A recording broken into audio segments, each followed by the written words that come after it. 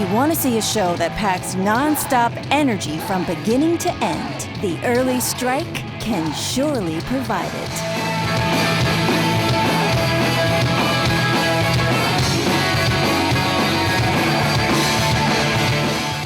Well, the Early Strike actually got formed in San Antonio, Texas. Me and Britt were writing songs for about 4 years. And then we moved out to California.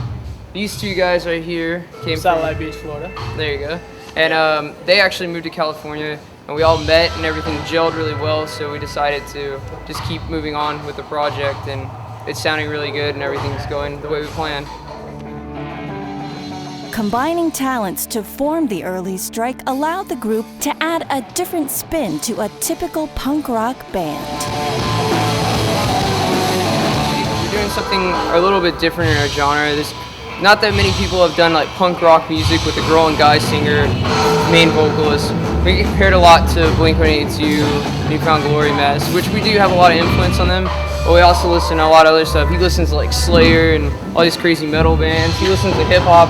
We all listen to different stuff. It's just, it's what people compare us to. But I think we're most influenced by just kind of life in general, And we just take things that, we hear in our life and, mesh it into what we think fits with us, That's the only way I can really explain it. Drawing inspiration from all types of music and personal experiences helps in the writing process as well as their stage performance. We pretty much all write together. We get together in a room and just start writing. Basically, if someone has an idea, then we'll bring it to the rest of the band, and then we'll keep adding on until it's a complete song. Yeah. It's a lot of rehearsing, and then once we get it where it's complete and we play it about 30, 40 times perfect, then we go in studio and start doing all that stuff there. So. Making a name for themselves is incentive enough to keep the Early Strike going. But life on the road isn't always easy. Basically, when you're in a band, you just have to expect to not make any money ever. And live that way. Be a bum. It's okay.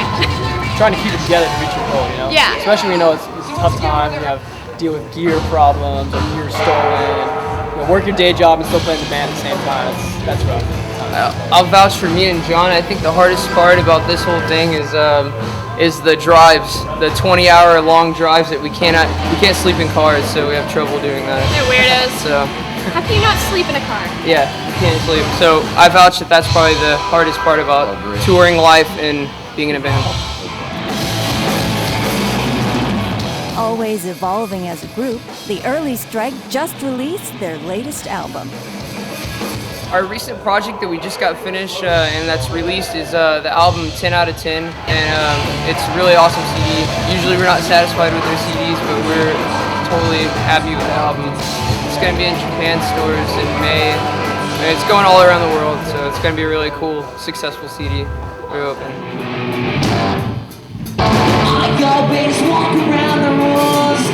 Now that you're a fan of the Early Strike, you can check out their music and concert dates online.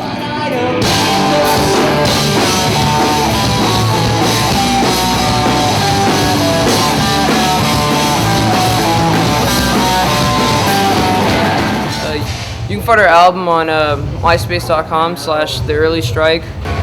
We also have our new album available on iTunes as well with their old one.